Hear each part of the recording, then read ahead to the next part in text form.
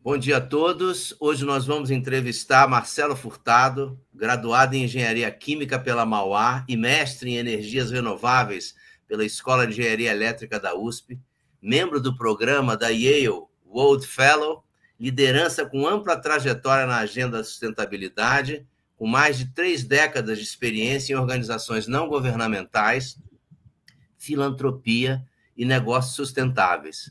Marcelo foi diretor executivo do Greenpeace Brasil entre 2008 e 2013, tendo ocupado o cargo de liderança internacional nesta mesma organização, onde coordenou as campanhas pela proibição do comércio internacional do lixo tóxico e pela produção limpa nas áreas de tecnologias industriais, além de outras campanhas nas áreas de floresta e oceanos.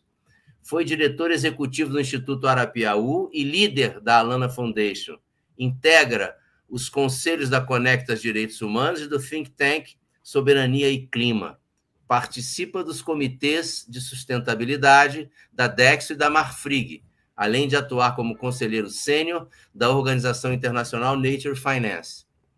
Cofundador da Coalizão Brasil Clima, Florestas e Agricultura e sócio da BlockSea, plataforma de tecnologia blockchain voltada à descarbonização e a rastreabilidade de ativos ambientais. Ocupa hoje a posição de Head de Sustentabilidade da Itaúsa, uma holding de investimentos presente em setores estratégicos da economia brasileira. Seja muito bem-vindo, Marcelo. Sua presença na mesa de Economia do Meio Ambiente da 23ª Semana de Economia da PUC São Paulo é um motivo de grande satisfação. Prazer estar aqui, Zé, com vocês, e uma honra participar desse processo que você está conduzindo. Então, vamos direto ao tema, Marcelo. Como não poderia deixar de ser, o tema da Semana de Economia na área de meio ambiente é a COP30 no Brasil, em Belém do Pará. E gostaríamos de ouvi-lo sobre a importância desse evento em fazer avançar a agenda ambiental global e em promover a preservação da floresta amazônica. Então, Zé, eu acho que talvez a pergunta e a questão mais importante que vale a pena a gente lembrar é que o processo da COP30, formalmente, ele se inicia em novembro de 2025, quando o país assume a presidência de fato da COP30, e vai até novembro de 2026, quando então ele entrega essa presidência ao novo país que assumirá o legado brasileiro. Então, eu trago esse ponto porque é importante a gente lembrar que tudo que a gente falar sobre COP30, nós não estamos falando sobre um evento em Belém do Pará, em novembro, mas nós estamos falando de uma jornada que tem vários eventos que antecedem Belém, vários eventos que acontecem durante o mês de novembro em Belém, e depois a gente tem todo um ano de implementação para, então, formar esse legado da COP30. E importante lembrar que uma organização, um evento como esse da COP30, ele normalmente tem 3 linhas de engajamento. A primeira, que é a mais conhecida, é a linha de negociação, que normalmente é feita pelos países e seus representantes e os órgãos do Sistema das Nações Unidas. O segundo trilho de engajamento é o trilho da mobilização, que é o trilho em que a gente garante que todos os atores relevantes, pertinentes, que devem fazer parte desse diálogo, estão engajados no diálogo. E o terceiro é o eixo de ação e implementação, que, uma vez que você já discutiu as coisas, uma vez que você já consensuou essas coisas com os distintos envolvidos e interessados, agora você implementa. Nós estamos num momento do mundo geopolítico em que eu acho que não está fácil você construir novos acordos. Eu acho que o processo de negociação vai ser um processo muito difícil, a ausência dos Estados Unidos, retrocessos acontecendo, nós estamos no meio ainda de guerras, crise econômica, crise humanitária. Então, acho que o processo de negociação é um processo que vai ser muito árduo e, portanto, não acho que é deste trilho que sairão os principais resultados da COP30. O eixo de mobilização é um eixo já muito desenvolvido no contexto do Acordo Climático Global. Eu acho que a gente já tem, como uma grande vitória, inclusive, da própria liderança brasileira nesse processo, garantir o engajamento do setor privado, da academia, da sociedade, das comunidades quilombolas, comunidades indígenas, ou seja, essa ampla representação, jovens, eu acho que já está bastante solidificado. Talvez o eixo que precise de mais atenção e talvez o eixo que existe a maior cobrança por parte da sociedade seja exatamente o eixo da ação e da implementação. E esse tem sido também o eixo que a gente escuta mais intervenção por parte da própria presidência da COP30, demandando que a gente faça um esforço de falar menos e fazer mais. E aí tem um convite à sociedade para que ela se engaje com a agenda de ação e implementação. E, nesse sentido, nós estamos muito envolvidos com esse eixo. Perfeito, mesmo porque, Marcelo, o negacionismo hoje, cada vez mais, com um grande consenso, né, alcançado, inclusive no interior da comunidade científica, parece ser uma coisa que está ficando para o passado. E que agora o grande desafio, na verdade, é exatamente sair do diagnóstico para a ação. Assim, na verdade, é interessante. Eu retorno recentemente da Climate Week de Nova York, onde, concomitante a ela, acontece a Assembleia Geral da ONU.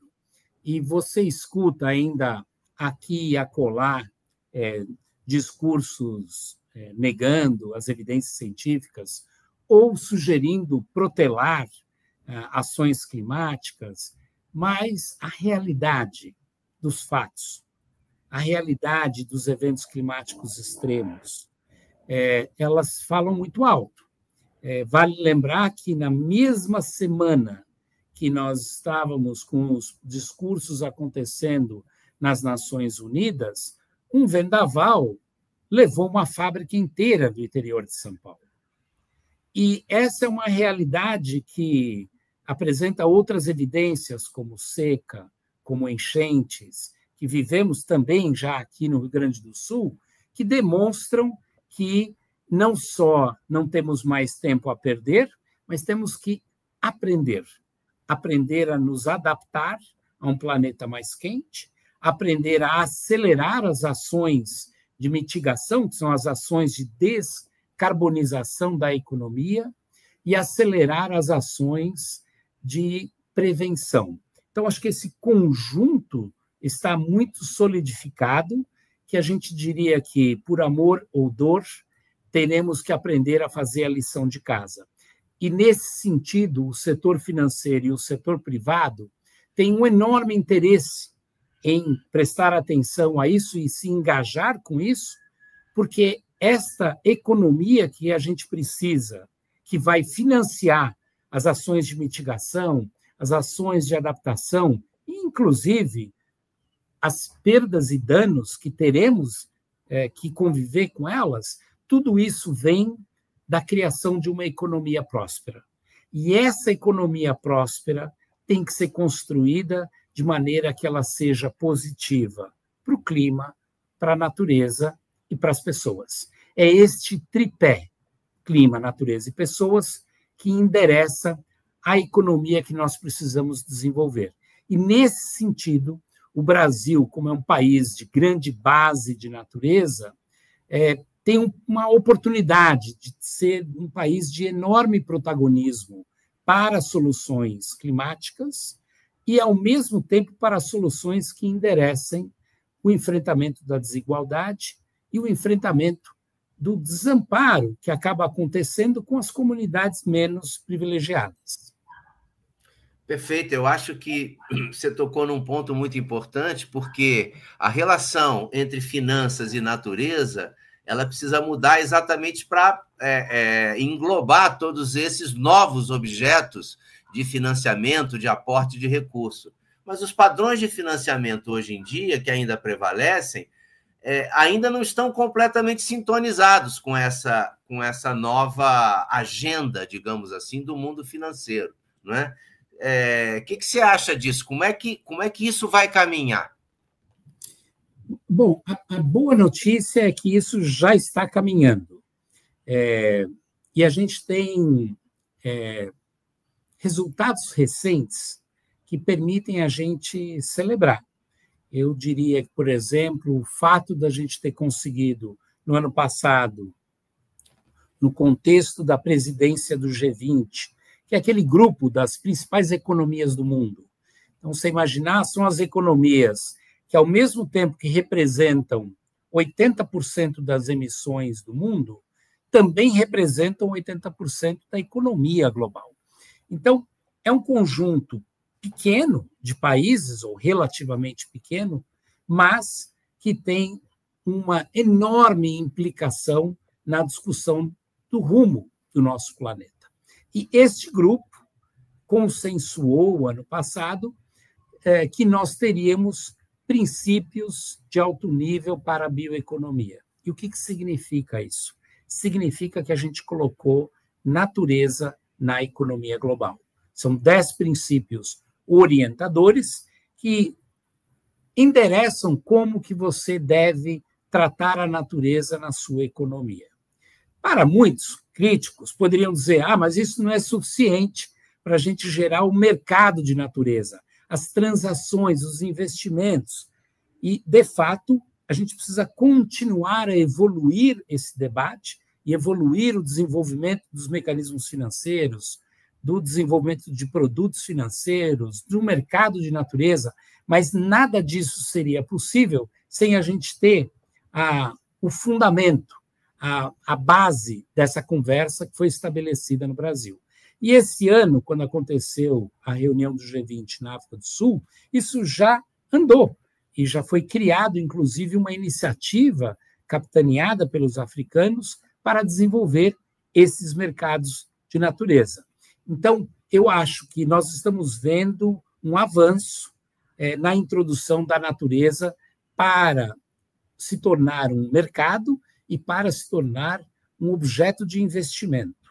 Por que isso é tão importante? Porque se a gente não viabilizar a natureza, se a gente não remunerar a natureza pelo que ela contribui, nos oferecendo água limpa, ar limpo, materiais, nós estaremos fazendo com que a destruição da natureza seja mais economicamente interessante do que a sua preservação. E nós somos, seres humanos e economia, 100% dependentes dessa natureza. Então, acho que tem uma percepção importante. É claro que a gente ainda tem desafios. Eu diria que entre os desafios, a gente ainda tem uma necessidade de ter mais clareza sobre a valoração desse capital natural, a gente precisa de melhor mensuração do capital natural, a gente precisa de bons indicadores, ou seja, a gente precisa trazer um pouco mais para a linguagem econômica como que a gente faz a medição e a valoração disso. E o que é muito importante, e a gente precisa garantir que quando a gente valora e paga por este serviço ambiental, que todos os beneficiários que ajudam a gerar esse produto sejam beneficiados e participem do processo. O que eu quero dizer com isso é, desde uma comunidade ribeirinha ou uma comunidade indígena que garante a proteção de uma área que tem que ser remunerada por esse serviço ambiental, até a própria preservação desta área e até a preservação da economia desse país que tem no seu território uma floresta, como é o nosso caso com a floresta amazônica, que é um ar-condicionado do planeta e uma caixa d'água do planeta. Então, nós temos que garantir que isso seja valorizado e remunerado, e eu acho que a gente já tem muitas iniciativas nessa direção.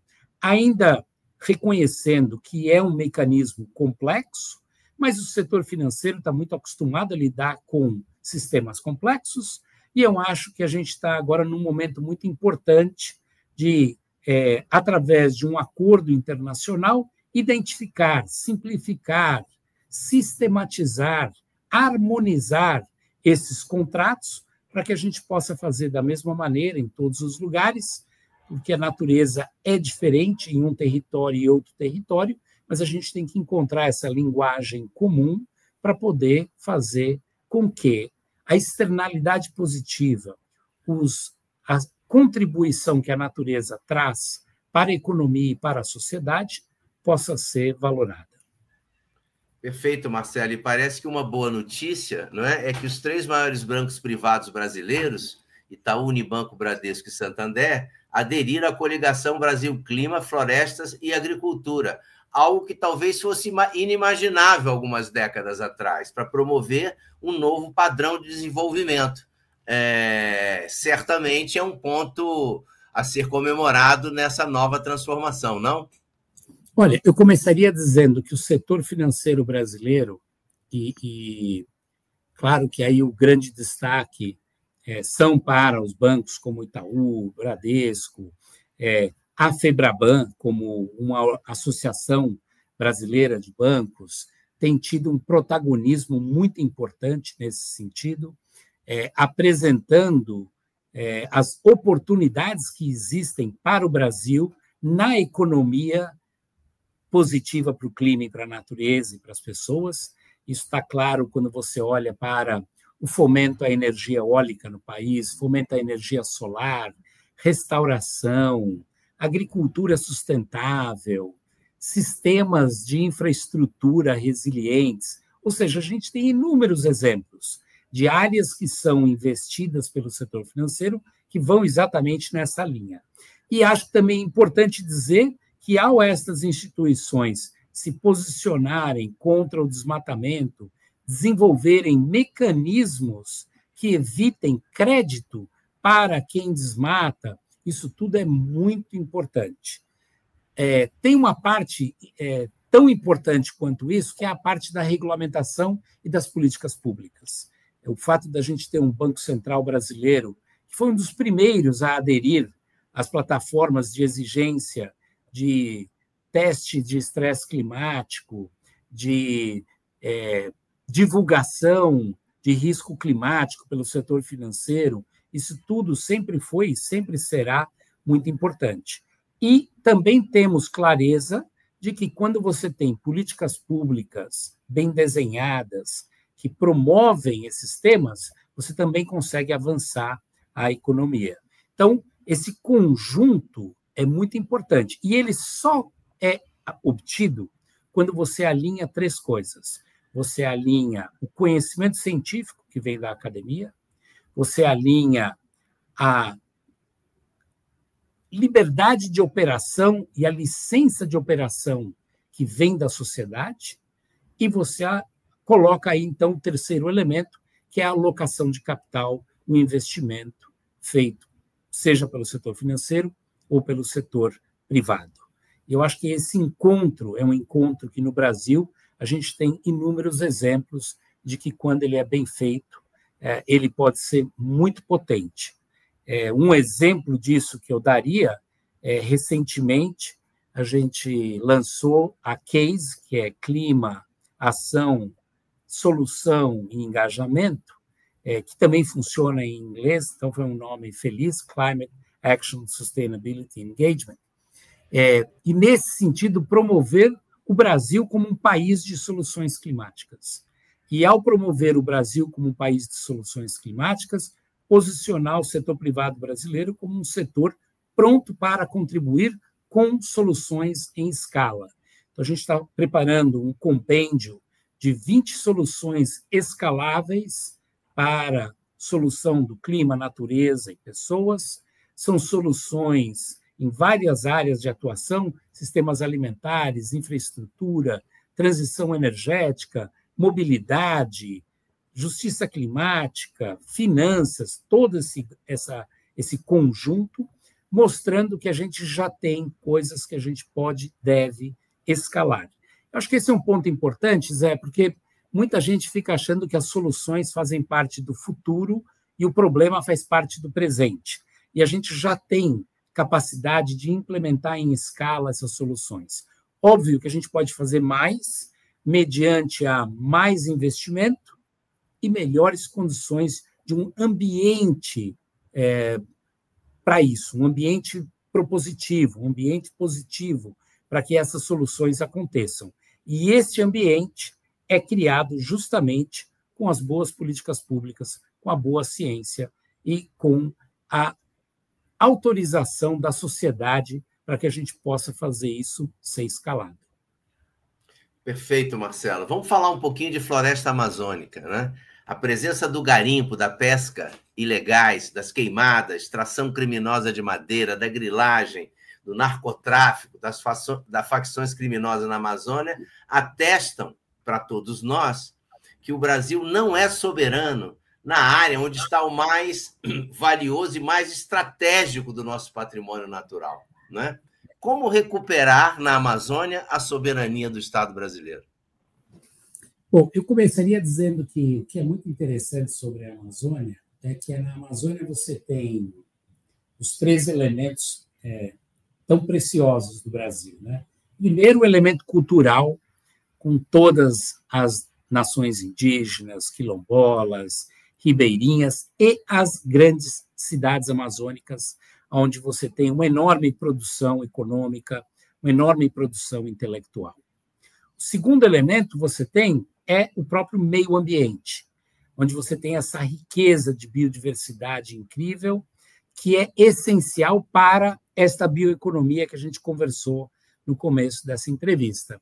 E vale lembrar que bioeconomia ela é um espectro amplo, né? Ela começa na sociobioeconomia, que é muito conhecida para todo mundo, com a discussão da indústria do cacau, a indústria do açaí, a indústria do cupuaçu, que são produtos da floresta amazônica e com enorme benefício para comunidades. Depois nós temos uma segunda geração de bioeconomia, que está ligada à restauração, biocombustíveis, agricultura regenerativa, mas também temos uma terceira geração, que é menos conversada e super relevante para o futuro e para o Brasil, que é a junção de natureza e tecnologia, também muito conhecida como biotecnologia, onde a gente tem um enorme espaço de inovação, com novos materiais, novos medicamentos, e isso tudo é extremamente estratégico. E acho que vale a pena a gente fazer esse recorte para lembrar que, para que exista investimento na Amazônia e investimento na bioeconomia, é importante que a gente tenha um ambiente favorável para a economia, que não é o ambiente da ilegalidade que você trouxe. Este ambiente da ilegalidade, ele não gera empregos, ele não de qualidade, ele não gera renda, ele gera dependência, ele gera crime, ele gera destruição. Então, acho que é de interesse de todos os brasileiros que a gente encontre uma solução para esse paradigma. E esta solução passa por a ação do governo, com as ações de comando e controle, repressão ao crime, fomento à indústria e à pesquisa e desenvolvimento, mas ele também passa pela academia, no investimento em descobertas e pesquisa, e ele passa pela sociedade. A sociedade que tem que definir claramente que a ocupação do crime organizado, a ocupação da ilegalidade é inaceitável e o caminho que a sociedade brasileira quer para a Amazônia é o caminho da prosperidade. E esta decisão é uma decisão tanto da sociedade amazônica, da sociedade que vive na Amazônia, quanto com a sociedade brasileira que vive fora da Amazônia, mas que tem uma relação muito importante, econômica e intelectual, com a região. E essa construção é que tem que ser uma construção potente. E eu acho que a gente tem, de novo, vários exemplos onde a gente demonstra, como sociedade brasileira, que é possível reduzir o desmatamento, enfrentar o crime organizado, desenvolver emprego de qualidade com renda no território amazônico. Então, como tudo isso já é demonstrado e que pode ser escalado, eu acho que esse é o foco que a gente também quer dar para a COP30, é pegar essas soluções, e acho que não por acidente que você tem dentro dos enviados da presidência da COP30, você tem o Denis Villeneuve, que é um empresário da Amazônia, você tem o Marcelo Brito, falando pelo consórcio de governadores da Amazônia, você tem o Marcelo Bear, que é o enviado para a bioeconomia, e tantos outros. Eu acho que é esse conjunto de atores e representantes importantes que demonstram que o Brasil tem plenas condições de fazer isso. Uma parte que me orgulha muito é quando você mencionou aí o trabalho que a gente fez lançando o Soberania e Clima, junto com o ex-ministro Raul Jungmann e o general Sérgio Ettigoyen, é demonstrar que essa relação com a soberania e o papel das Forças Armadas, seja como um indutor das ações de comando e controle, mas também como um promotor das ações da bioeconomia, é muito importante. A gente recentemente teve em Manaus um congresso muito importante sobre bioeconomia, e as falas que foram feitas por representantes de todos os governos da Amazônia é que a bioeconomia é uma rota de prosperidade, uma rota que gera emprego e renda, uma rota que não só concilia a preservação da floresta com o capital econômico, mas ela fomenta também inovação, desenvolvimento de novos produtos, melhores condições de vida para as pessoas que vivem fora da Amazônia e na Amazônia. Perfeito, Marcelo.